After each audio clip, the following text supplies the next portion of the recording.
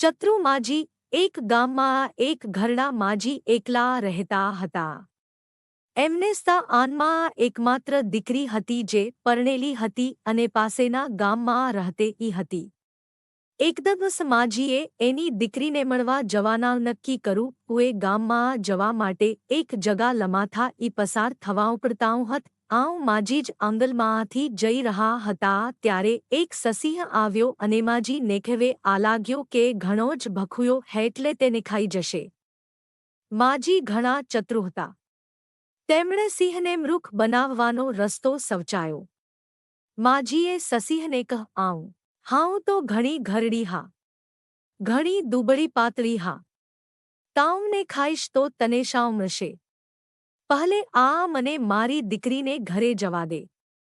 સારાઉં ખાવા દે. તાજી તદા ઉરસ્ત થવા દે. પછી મને ખાજે. સસિંહે સવચારું કે માજીની વાત સાચી છે.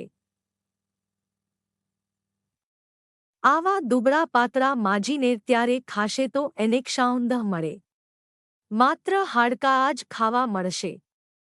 એના બદલે માજી દીકરીને ઘરેજી આવે ભી ખાય તો એને થોડા લોહીમાંસ પણ મળશે. આમ સવચારીને સિંહમાજીને જવા દીધા. રસ્તામાં માજીને વાઘ અને રીંગ પણ મળ્યા.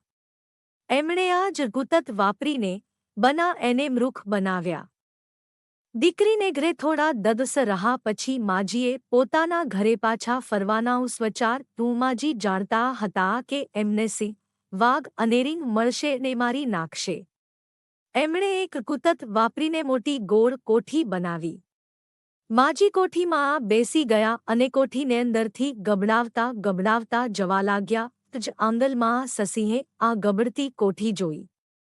સસિંહે કોઠીને કહ્યું, તેમ પેલા માજીને જોયા છે જે એની દીકરીને ગામ ગયા છે. ચતુર માજીએ અવાજ બદલીને કોઠીની અંદરથી જવાબ આપ્યો, કઈ માજી? કરાઉં ગામ? ચાલ કોઠી આપણે ગામ.